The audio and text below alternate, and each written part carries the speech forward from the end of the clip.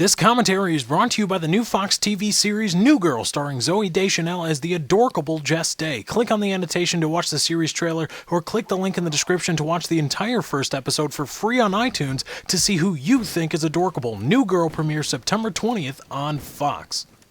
Hey guys, what's going on? It's Lefty from 643 Productions coming at you here with a Black Ops Free-for-All gameplay commentary. This is on Hazard. I know that I get a lot of my gameplays on Hazard, and I don't know why. I think I've said before. I was like, Hazard is my map. But you know, I don't choose where they happen. I just I try to choose to make them happen as often as possible, which isn't really all that true, because I'm all those things. I'm bad and creepy and weird and bad karma and bad medicine. But anyway, got this free-for-all gameplay. This is actually my warm-up game. I hopped on Xbox and a few of my friends were already in games, and I said, you know, I'm just going to go in free-for-all, warm up a little bit, and then this bad boy happened. First of all, I want to thank Doug Perkins, and I want to thank everybody for supporting Doug Perkins. In my previous video where I uploaded him raging, truth be told, I am trying to get him to commit to becoming a YouTube commentator. I think he is enough of a character that he could be greatly entertaining to a lot of people. And so that's the reason that I threw up that commentary or that rage session with Doug, was because I wanted people to see how much of a character he is, and because I know that so many people are entertained by him, and I know that so many more people can be entertained by him. Well, perhaps even more people than I entertain, which isn't all that much. But thank you for everybody that supported him. If you haven't watched the video, I suggest you do so. I'm going to put a link in the description and also an annotation on the screen. You can go watch Doug rage. And then go ahead and drop a like on the video or what have you, because I really want to be able to point to this when I talk to Doug and be like, see, dude, look, you got to do it. I want him to commit to it, because I think he does have the talent in an entertainment sense to really do a lot of things with YouTube, and also he's a hell of a player, really, really, really good. So, you know, go ahead and show him some support. Also, follow him on Twitter and do the same thing, if you please. I will link his Twitter account in the description. Encourage him to make use of his YouTube channel and to post videos regularly and all those things. Now, second of all, checking my email today, there will be no Fanatical Fridays. Not because I'm lazy, but because nobody emailed. I got about 4. And there's nothing wrong with that. I notified kind of late, and that video wasn't active for very long.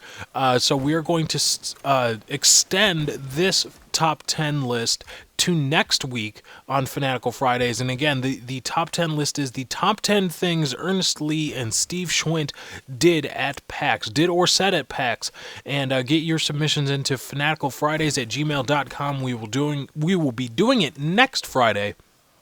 Hopefully when we get a few more, or when I get a few more submissions from you guys. Again, no problem there. That's perfectly fine. Not complaining, not raging, not anything like that. But I want to talk with you guys real quick about playing the objective. And, you know, I've been playing a lot of COD 4 and Modern Warfare 2 recently with Doug and VG Killtrigger.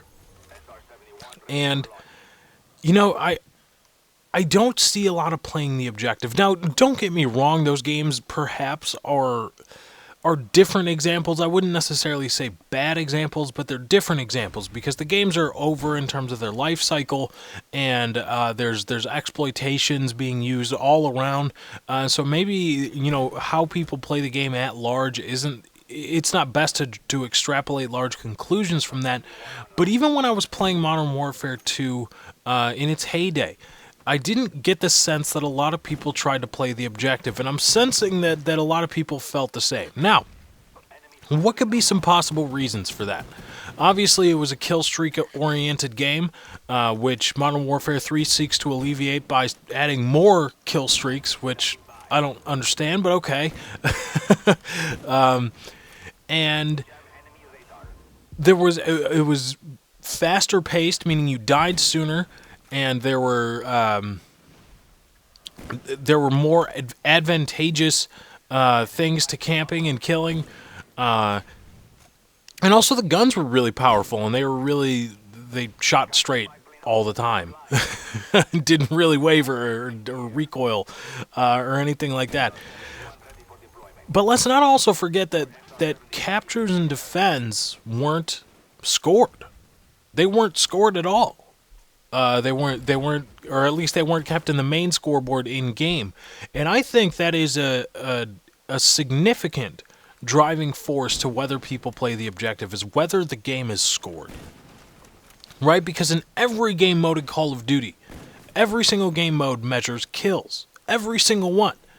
And that, in my mind, the fact that Call of Duty in every single game mode says, okay, we are going to list your kills and we are going to list your deaths in every single one of those game modes, the fact that that is listed, I think, has moved everybody away from the, okay, let's have either fun or let's play the objective or whatever. Let's do what the game necessitates of us towards let's get our KD up, and not how many caps did you have, or did my team win, or did how many plants did you have in Search and Destroy? It's, oh yeah, what's your KD? And it's like, okay, but I want to bring this all together by saying, obviously we all know that Modern Warfare 3 isn't going to do that. Modern Warfare 3 is not going to be calculating or counting the captures and defends or objective play like Black Ops did. Now, for all the hate I give Black Ops, for all the hate I give David Vonderhaar and Treyarch, I have to tip my hat off to them because I think the fact that they put that in the scoreboard, the captures and defends and plants and defuses, I think that went a long way. Now, was it the difference between camping and not camping, objective, playing the objective and not? No, of course not. But I think it is a significant element. The fact that it's there staring at you in the face every time you hit the back or select button, I think that fact incentivizes a lot of people towards playing the objective. Now, of course, there are other ways to get people to play the objective in Modern Warfare 3. Like, let's say if you just incentivize the hell out of capturing the objective, planting a bomb, capturing a flag. But I think merely putting it in the scoreboard would be a significant move, perhaps significant enough to incentivize people a lot more to play the objective. But anyway, guys, that's my time. I got to get out of here. Be sure to let me know what you think in the comments section, as well as check out the description for a link to that Doug Perkins Rage video and his Twitter account. And please go like up that video and give him your support if you want. I mean, obviously, it's up to you. I'm not telling you how to feel, but give him your support if you feel he deserves it to get into YouTube. I do think he has the entertainment value as a character to entertain a lot of people. But anyway, guys, thank you for joining. I hope you enjoyed. I am out.